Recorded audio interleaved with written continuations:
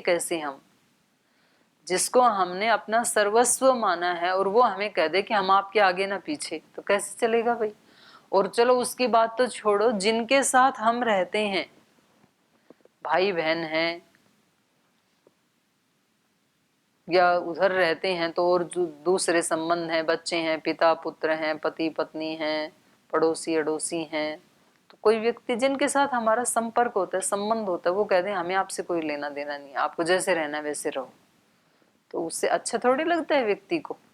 अच्छा तो तब लगता है जब दूसरे अपने को अपनी तरह से ही संभाल के रखें, दूसरे कहें कि हम हैं ना आपके साथ, तुम निश्चिंत होकर के रहो, तुम्हारे को संभालने वाले हम हैं ना, तो व्यक्ति को कैसा लगता है। और कई बार हमें नहीं पता, हम आगे ना पीछे आपके, तो फिर कैसा लगता है। तो आचरण कैसा करना चाहिए ताकि कभी ये सुनने को ना मिले कि हम आपके आगे ना पीछे। आचरण व्यक्ति को ऐसा करना चाहिए कि वो आपके बिना मांगे बिना बोले कोई आपको इतना ज्यादा आपका केयर टेकर हो, आपकी जिम्मेदारी लेने वाला हो। तो इसलिए इन्होंने कहा कि ठीक है मैं चला जाऊंगा, जैसे आया था वैसे खाली हाथ चला जाऊंगा, लेकिन प्रतिज्ञा को झूठा करने वाले मिथ्या प्रतिज्ञ, देखो संबोधन ही कैसा कर दिया, मिथ्या प्रतिज्ञा सुखी भव, हे प्रतिज्ञा को मिथ्या करने वाले सुखी रहो। सुहृद व्रत, अपने सुहृदों से आवृत होकर के अपने परिवार के साथ बैठ करके सुखी रहो, चले जाते हैं। तो ये खुशी की भाषा है कि दुखी की भाषा है। दुखी हृदय की भाषा है ये, सुखी हृदय की भाषा नहीं है, एक तरह का अभिशाप ही है ये। तस्य रोष परितस्य विश्वामित्रस्य धीमत चचाल वसुधा कृत्स्ना देवानां च भयं महत्। तो जो बड़े लोग होते हैं उनका गुस्सा भी कुछ महत्व रखता है, उसकी कुछ कीमत होती है, ऐसे नहीं करते हैं वो। तो यहाँ तो धरती कांप गई उनके रोष से, नाराज हुए तो कृत्स्ना वसुधा चचालय, पूरी वसुधा चलायमान हो गई, कांप गई। तस्य रोष परितस्य, रोष परित विश्वामित्रस्य धीमत, उस धीमान बुद्धिमान विश्वामित्र के रोष से प्रभावित होकर के, रोष परितस्य विश्वामित्रस्य धीमत तस्य कृत्स्ना वसुधा चचालय, सारी पृथ्वी ही एक तरह से चलायमान हो गई, चचालय कांप गई।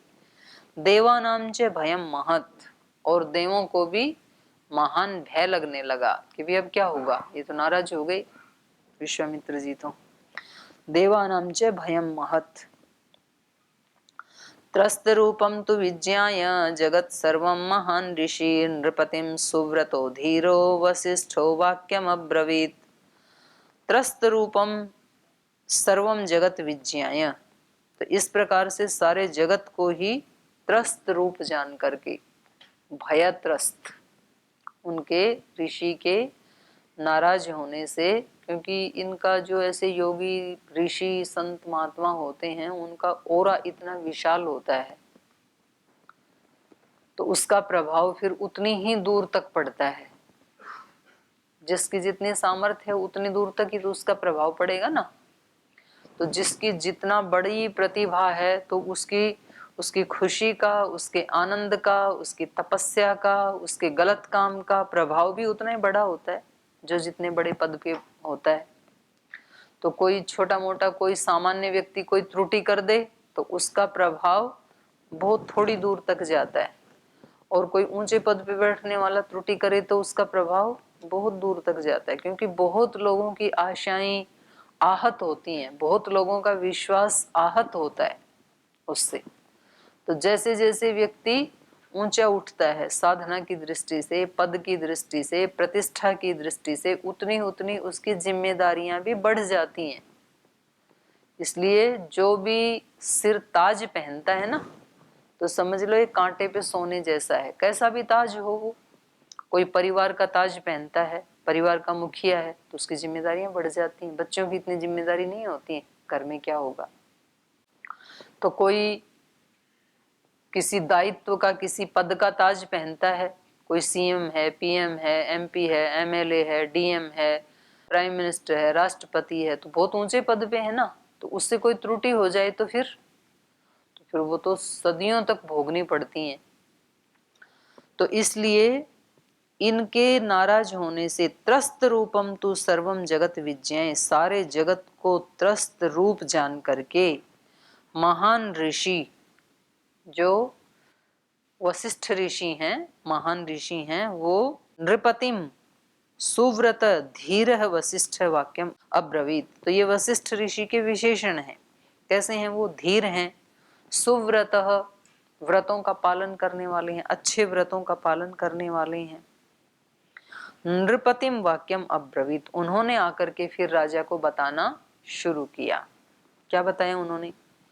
इक्ष्वाकुणां कुले जात साक्षात् धर्म इवा परः, धृतिमान् सुव्रतः श्रीमान् न धर्मं हातुमर्हसि, त्रिषु लोकेषु विख्यातो धर्मात्मा इति राघवः, स्वधर्मं प्रतिपद्यस्व न धर्मं वोढुमर्हसि, प्रतिश्रुत्य करिष्येति उक्तं वाक्यम् अकुर्वतः, इष्टापूर्तवधो भूयात् तस्मात् रामं विसर्जयः, कृतास्त्रम् अकृतास्त्रं वा नैनं सक्षन्ति राक्षसाः, गुप्तं कुशिकपुत्रेण ज्वलेनामृतं यथा, एष विग्रहवान् धर्म एष वीर्यवतां वरः, एष विद्याधिको लोके तपसश्च परायणम्।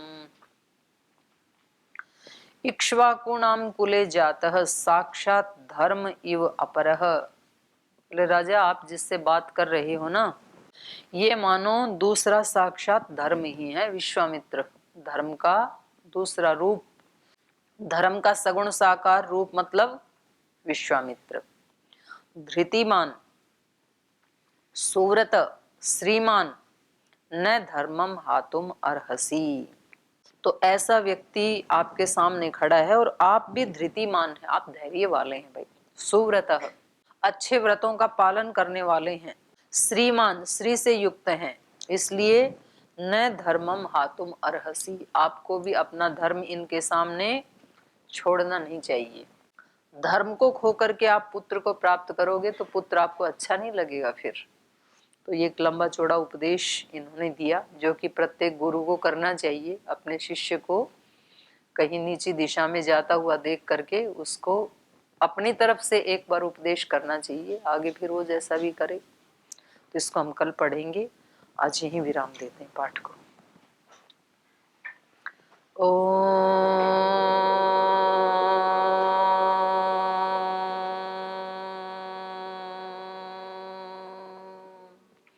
शांति शांति शांति।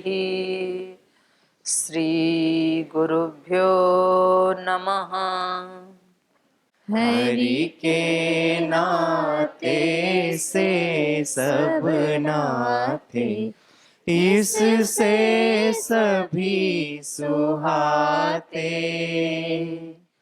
किससे वैर करेंगे प्यारे, विविध रूप धर आते, किससे वैर करेंगे प्यारे, विविध रूप धर आते, स्वार्थ बिना जो सबकी सेवा करते नहीं अघाते, स्वार्थ बिना जो सबकी सेवा करते नहीं अघाते, पर दुख दुखी सुखी पर सुख में, वो जन हरि को भाते, पर दुख दुखी सुखी पर सुख में, वो जन हरि को भाते, हरि के नाते से सब नाते, इससे सभी सुहाते। किससे वैर करेंगे प्यारे, विविध रूप धर आते। विविध रूप धर आते। विविध रूप धर आते। ओम श्री गुरुभ्यो